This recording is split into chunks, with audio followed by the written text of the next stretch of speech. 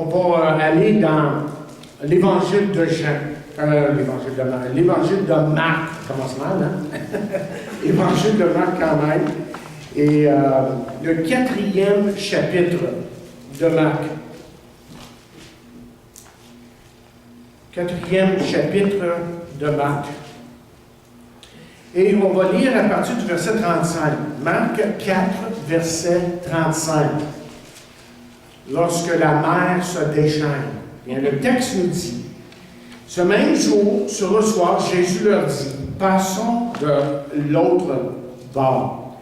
Après avoir renvoyé la foule, ils l'emmenèrent dans la barque où il se trouvait. Il y avait aussi d'autres barques avec lui. Il s'éleva un grand tourbillon, et les flots se jetaient dans la barque, au point qu'elle se remplissait de jet. Et lui, il dormait à la poupe, sur le coussin.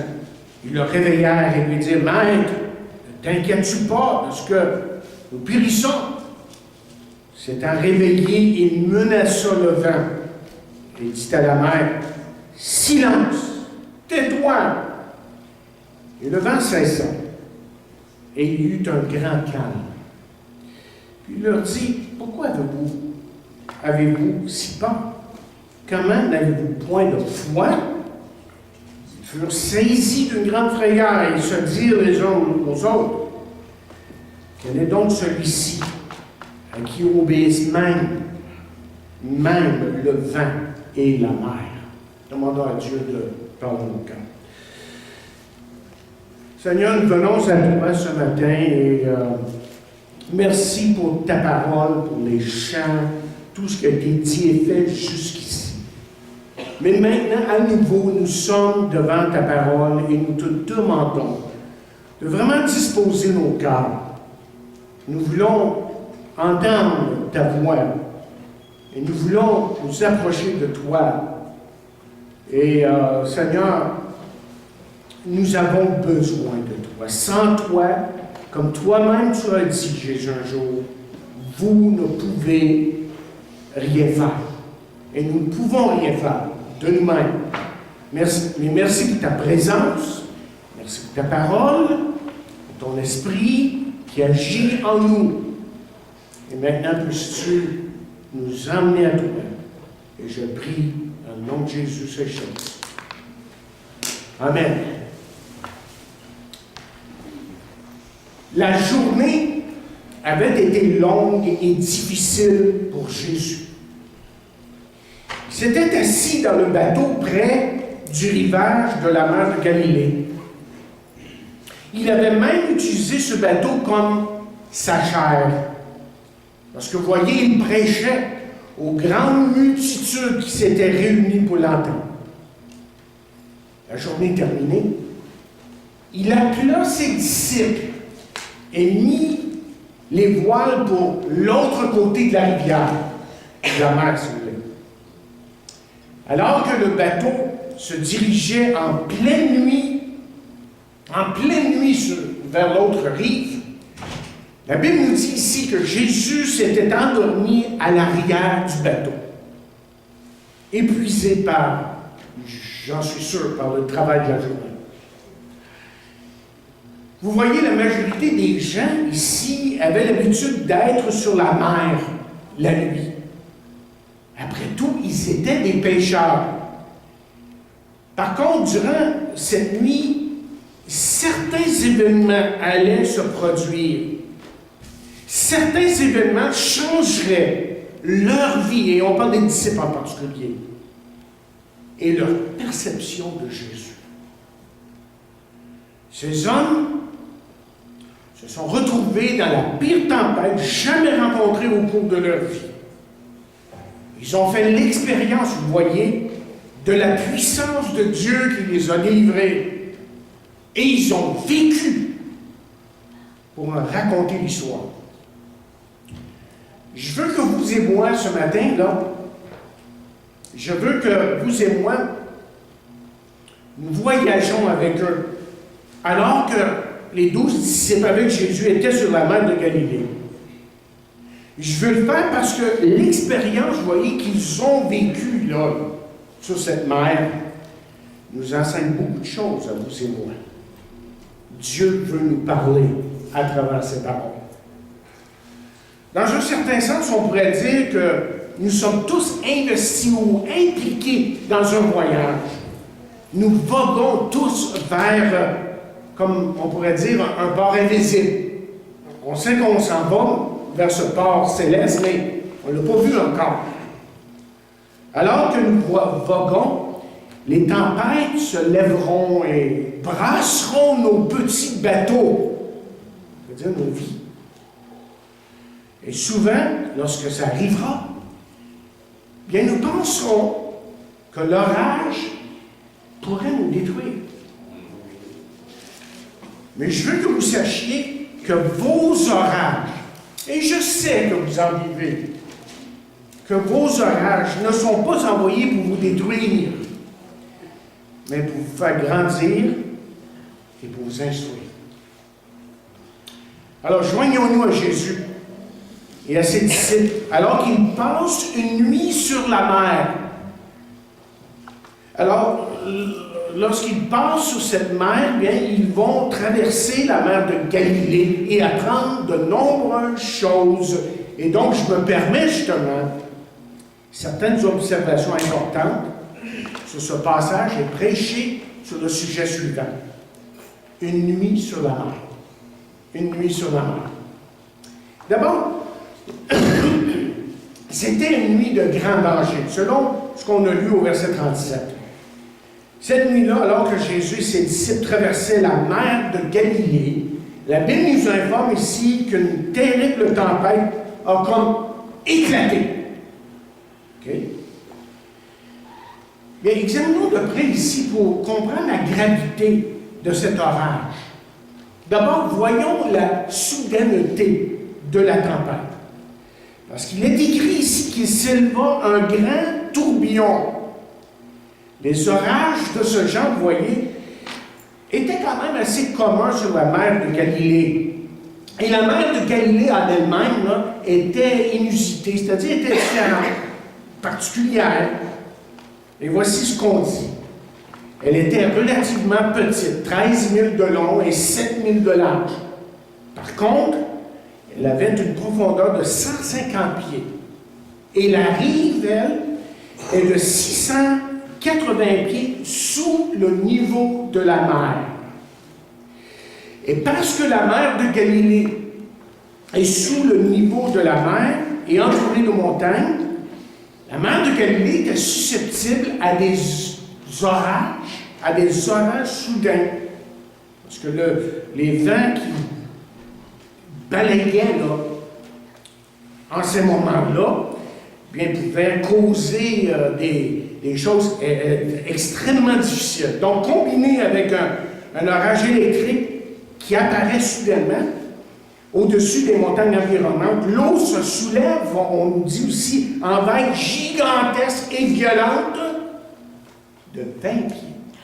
C'est haut, là, quand même. Autrement dit, voici la scène. La mer peut être très calme. Et soudainement, la minute après, très violente. Habituellement, ces orages n'ont pas lieu la nuit. Alors, il faut penser que ces hommes ici qui sont partis en mer avec Jésus ne sont pas partis dans un orage. Et ils ne s'attendaient pas à en subir non plus. Mais l'orage est venu quand même. L'orage est venu quand même. Et vous savez, la vie est un peu comme ça aussi. Les choses peuvent bien se passer durant un moment, et à l'instant après, l'instant suivant, tout peut s'effondrer. Pendant une minute, vous pouvez profiter du beau temps, et à l'instant suivant, ce qui arrive, vous vous trouvez au milieu d'une terrible et horrible tempête. Par exemple, après un appel ou une nouvelle bouleversante, ou une visite chez le médecin, et voilà, vous êtes en plein dedans. Il y a un orage dans votre vie.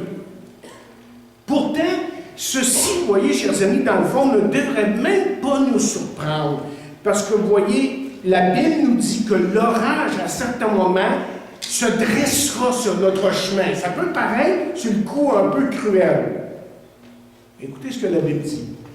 Dans Job 14, il est écrit « L'homme né de la femme, sa vie est courte, sans cesse agitée. » Et Jésus a dit « Je vous ai dit ces choses afin que vous ayez la paix en moi. Vous aurez des tribulations dans le monde, mais prenez courage, j'ai vaincu le monde. » Au fait, aujourd'hui, vous êtes dans l'une des trois places. Soit que vous soyez dans l'orage, que vous sortez d'un orage, ou que vous vous dirigez vers un orage.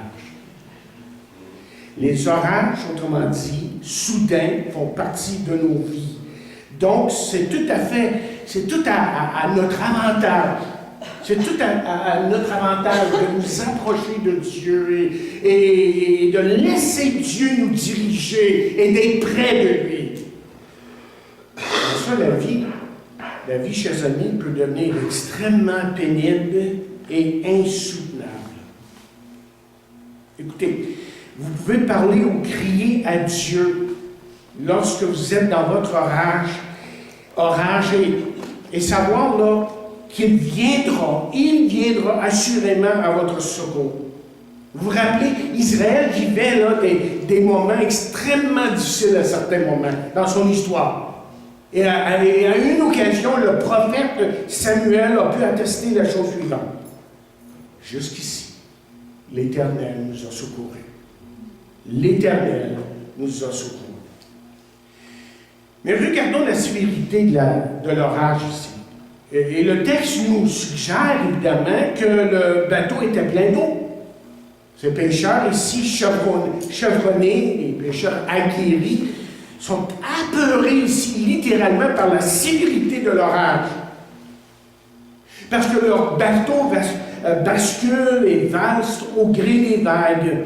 Et le bateau est plein d'eau et ils ont peur, évidemment, comme n'importe qui aurait peur, probablement, de couler.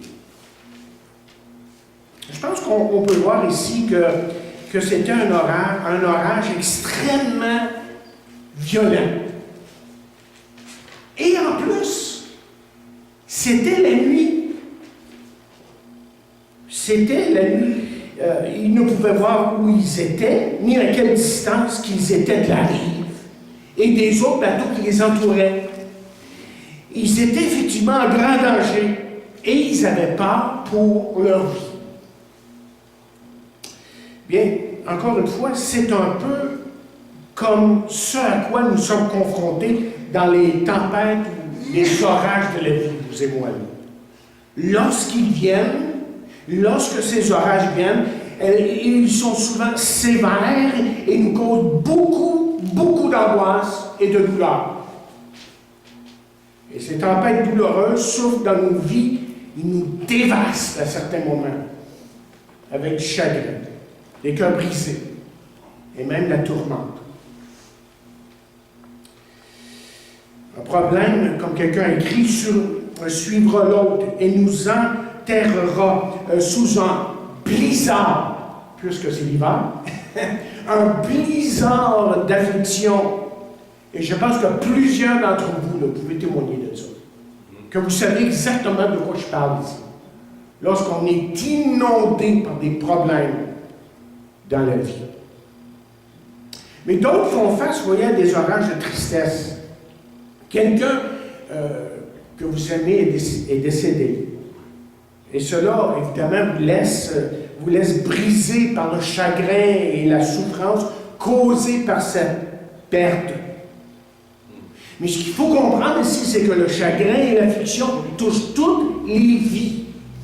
Jésus était dans le bateau, ici, les disciples étaient quand même, malgré le fait que Jésus était là dans le bateau, les disciples étaient quand même affligés par l'orage de la souffrance, de l'inquiétude et du doute. Et ça, on va l'expliquer un peu plus tard.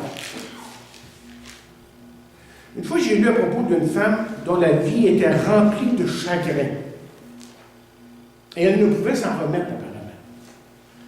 Alors quelqu'un lui a conseillé d'aller voir l'homme sage du village. Elle y est allée et lui a tout raconté sur son chagrin et le fait qu'elle ne semblait pas pouvoir s'en remettre. Le sage lui a donné une grosse quantité de plumes et lui a dit, « Je veux que tu frappes à toutes les portes, que tu donnes une plume à chaque personne à qui tu parleras, dans chaque maison où il n'y a pas de chagrin. » Après quelques jours, la femme revint chez le sage avec toutes les plumes. Elle n'en avait donné aucune, pas une seule. Et finalement, cette femme a compris que le chagrin, chers amis, est chose commune pour tout le monde. Le chagrin frappe à tous les cœurs et fait son chemin dans toutes les maisons. Les orages de la vie frappent sévèrement dans toutes les vies. On vit ça, ça fait partie de la vie.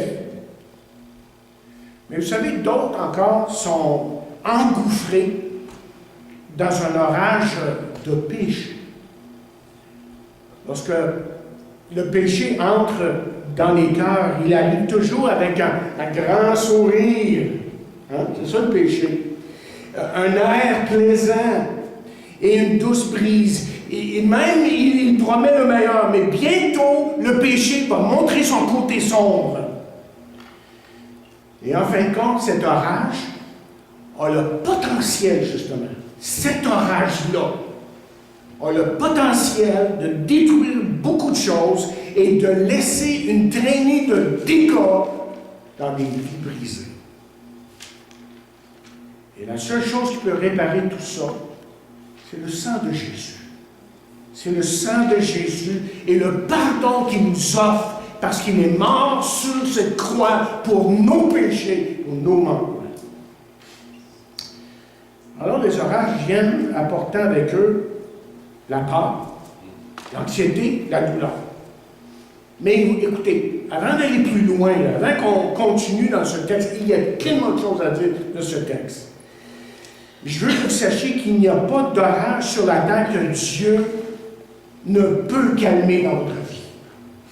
Il n'y a pas de problème assez grave ou assez grand pour que Jésus ne puisse le régler, l'arranger. Et ce que vous devez faire aujourd'hui même, sans tarder, c'est de déposer vos orages au pied de la croix et laisser Dieu vous guérir. C'est ça que Dieu veut faire dans votre vie, ce matin. Mais regardons la source de l'orage. D'où vient cet orage ici? Il peut avoir été naturel. Après tout, je vous ai partagé il y a quelques minutes que la mer de Galilée était susceptible aux orages de la nature. Cependant, cet orage ici est survenu la nuit. Et on nous dit que ça, c'était extrêmement rare. Intéressant. Peut-être que Dieu l'a envoyé. Il peut avoir envoyé l'orage dans le but précis d'enseigner à ses hommes tout simplement la confiance en Dieu. Mais cet orage-ci aurait également pu avoir une origine satanique. Pourquoi est-ce que je dis ça? Lorsque Jésus a calmé l'orage ici, dans le verset 39, vous lisez « Silence, tais-toi ». Et c'est les mêmes mots que Jésus utilise dans Marc 1, verset 25, lorsqu'il dit effectivement, essentiellement la même chose en grec, « tais-toi ». Et le mot signifie être muselé. Il a l'idée de museler un animal violent. Et lorsque Jésus utilise, vous voyez le mot dans Marc 1, verset 25, il l'utilise pour faire taire les démons. Ah, intéressant. Et peut-être que l'orage était, chers amis, une attaque de Satan pour détruire Jésus lui-même. Et vous savez que ce n'était pas la première fois qu'il l'avait essayé. Mais en fin de compte, il ne faut pas aller trop loin avec cette idée-là. Parce que la Bible ne dit tout simplement pas tout ça.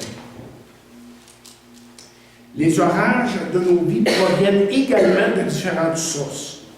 Quelquefois, les orages viennent tout simplement de notre propre responsabilité, autrement dit, c'est notre faute. On n'a pas à chercher plus loin. Nous faisons des choses qui nous mettent dans des problèmes. Je pense que des fois, on peut dire qu'on agit de manière qu'on se met dans les problèmes.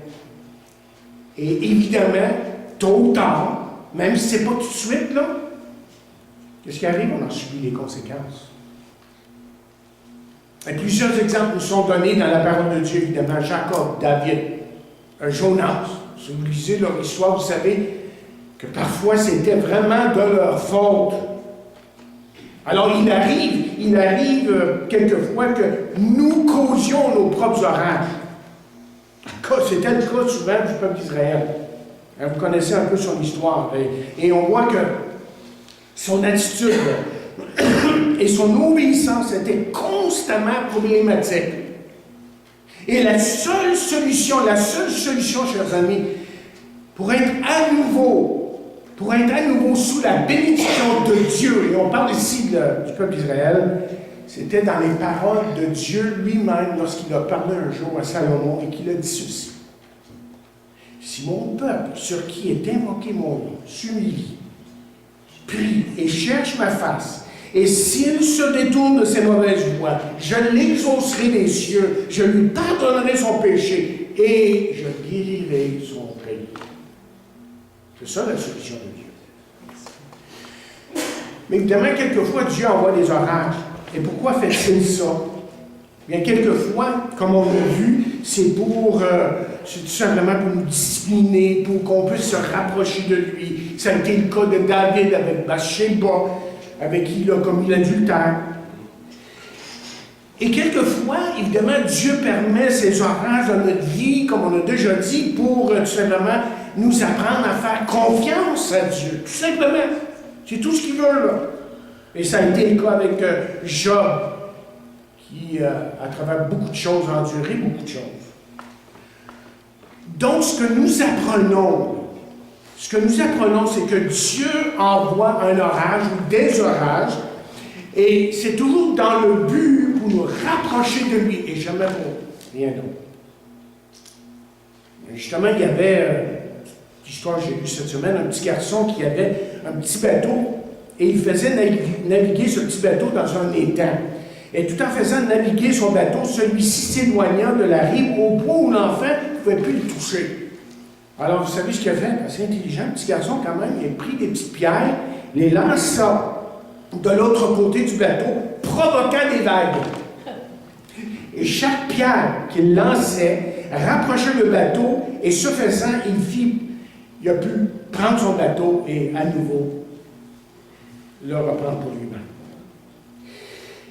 Il y a aussi, comme j'ai dit, des orages là, dont les sources sont sataniques. Et je veux que vous compreniez ce que je suis en train de dire. Il y a des orages qui sont de sources sataniques. Vous voyez, Satan, à certains moments, provoquera des orages dans votre vie pour vous abattre, si vous pouvez le faire, et surtout pour vous éloigner de Dieu. Il fera tout en son pouvoir pour vous détruire, vous et votre foi en Dieu. Et vous savez ce qu'il va utiliser? Je vais vous dire ce qu'il va utiliser. Il va utiliser votre passé, par exemple. Et il va utiliser vos émotions. Oui, même vos émotions. Il va utiliser votre situation qui est extrêmement difficile et pénible dans ce cas-ci.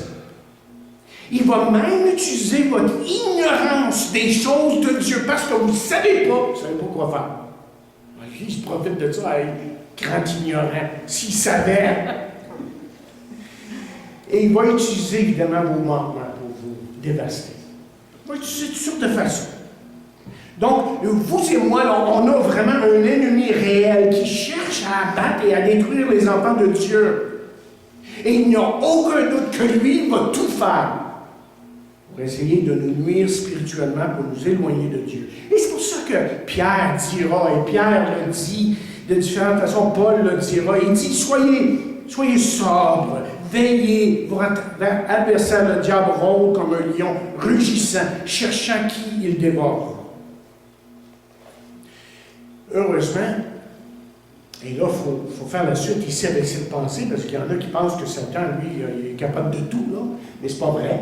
Heureusement, Satan est limité dans sa capacité de nous tourmenter par la volonté, comme quelqu'un écrit, souveraine de Dieu. Dieu demeure souverain. Et vous vous rappelez l'histoire de Job, évidemment. L'Éternel a dit à Satan qu'il voulait justement mettre Job à l'épreuve. Et là, l'Éternel a dit, voici tout ce qui lui appartient, je te le lis. OK, vas-y, mets-le à l'épreuve. Seulement, il y a un stop. Ne porte pas la main sur lui. Et Satan, nous dit la Bible, se retira de devant la face de l'Éternel. Mais il y a autre chose qui est très importante ici. C'est que Dieu, voyez, a décrété, et c'est là que je vais arriver dans la théologie un petit peu, OK? Dans la doctrine. Dieu, lui, a décrété qu'il s'occuperait de ses enfants. Est-ce que vous le savez, ça? Dieu a décrété dans sa parole qu'il s'occupera de vous. Et c'est pour ça qu'on peut lire dans Jude ceci. 24, il y a juste un chapitre. Or, à celui qui peut vous préserver de toute chute et vous faire paraître devant sa gloire irrépréhensible et dans l'allégresse. Et encore dans Jude, j'aurais pu inverser les choses. Nous lisons ceci au verset 1. Jude, serviteur de Jésus-Christ et frère de Jacques, à ceux qui ont été appelés, qui sont aimés en Dieu le Père et gardés pour ou par Jésus-Christ. Ça peut être un ou l'autre. Je vais essayer d'être très respectueux ici en disant ce que je veux dire.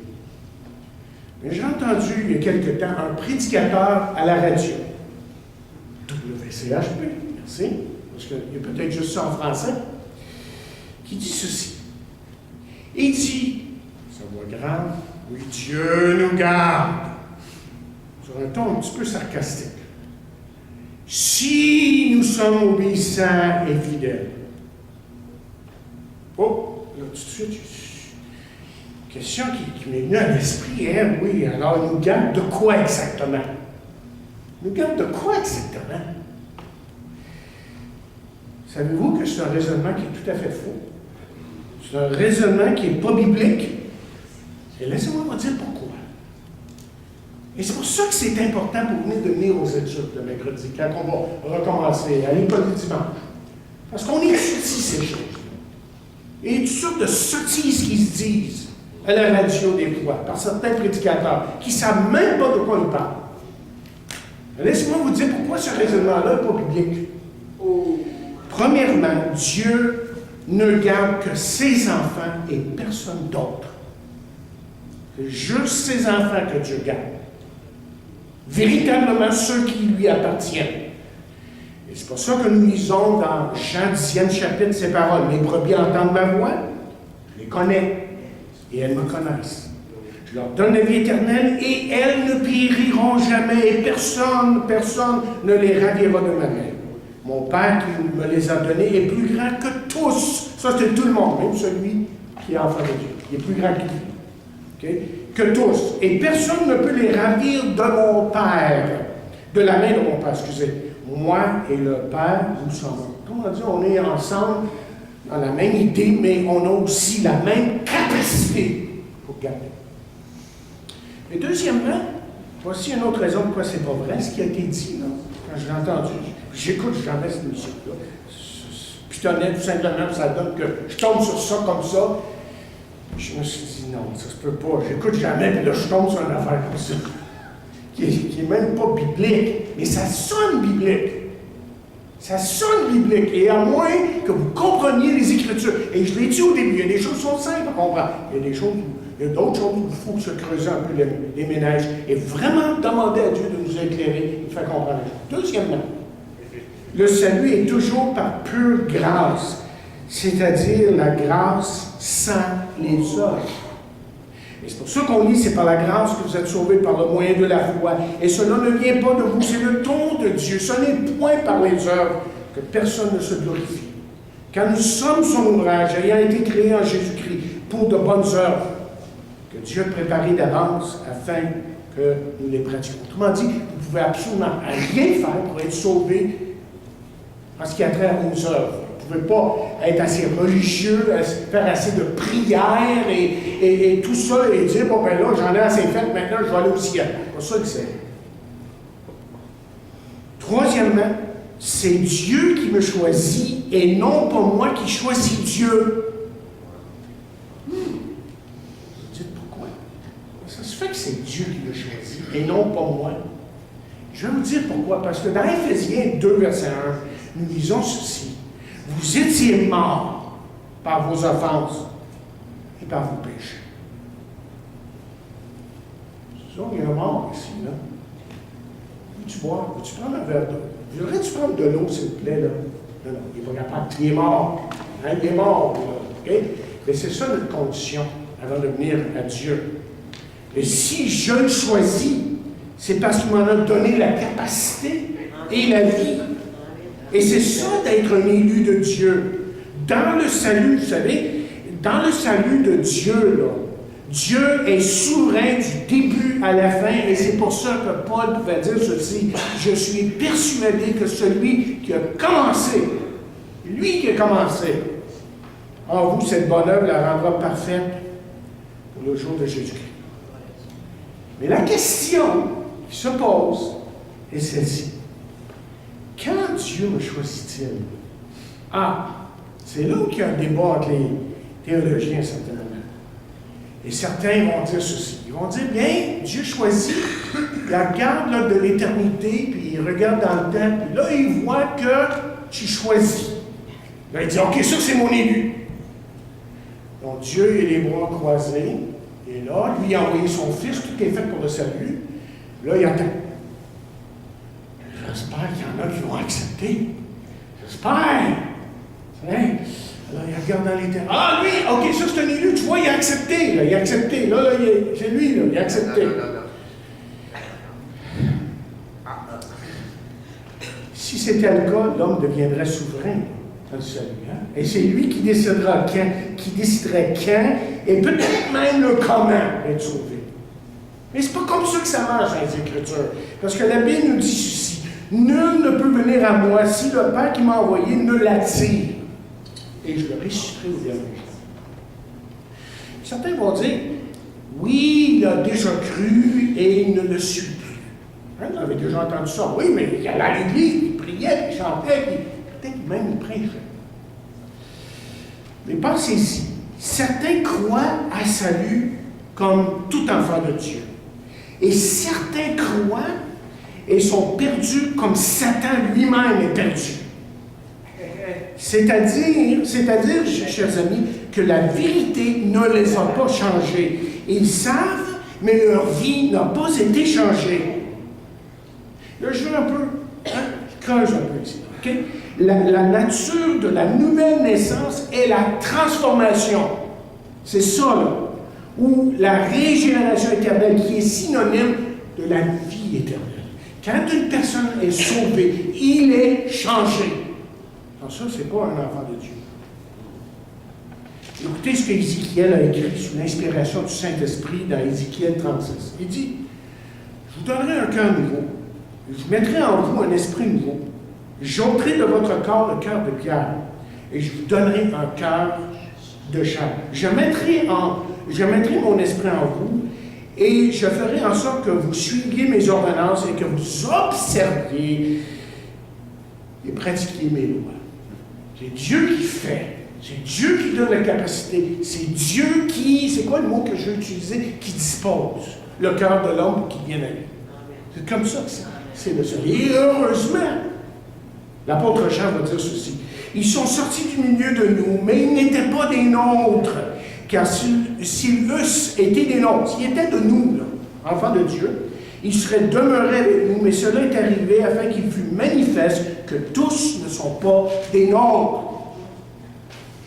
Mais revenons à la question de la fidélité et de l'obéissance.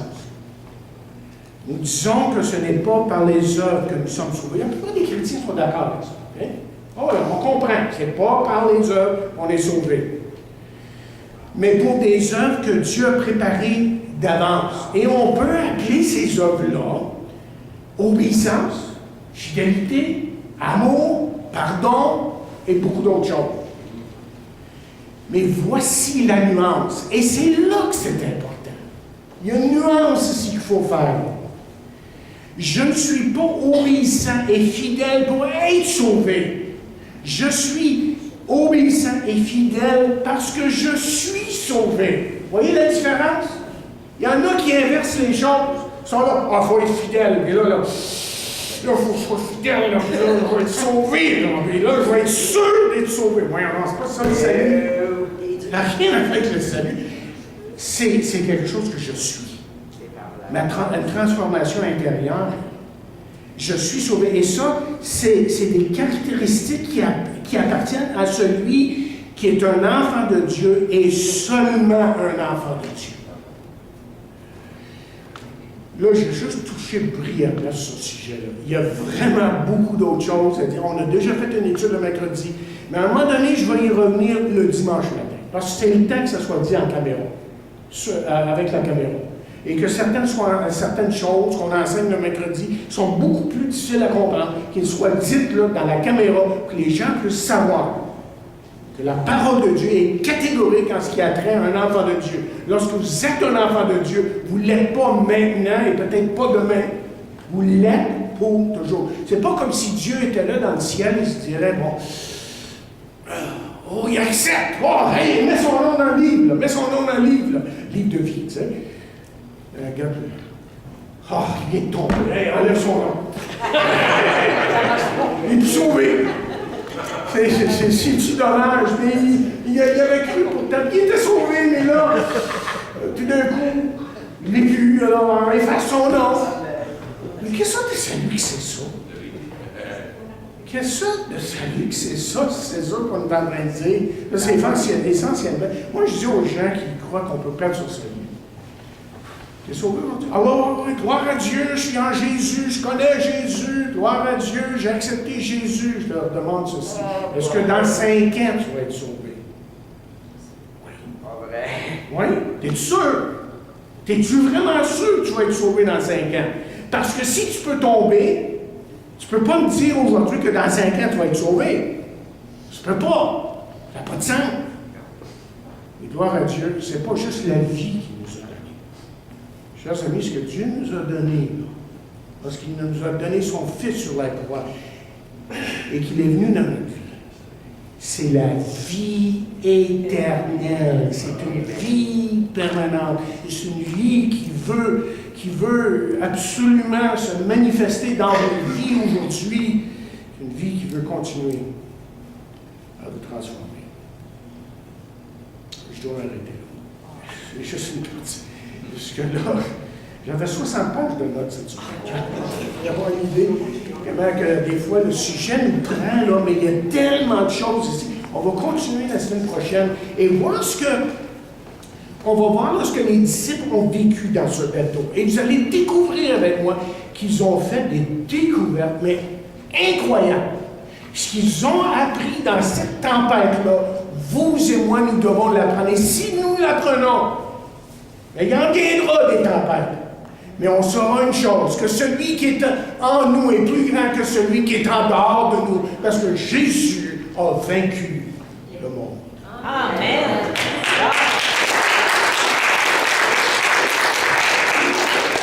Seigneur, bénis tes enfants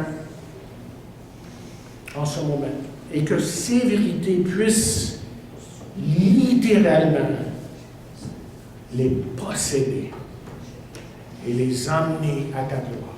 Je prie dans le nom de Jésus.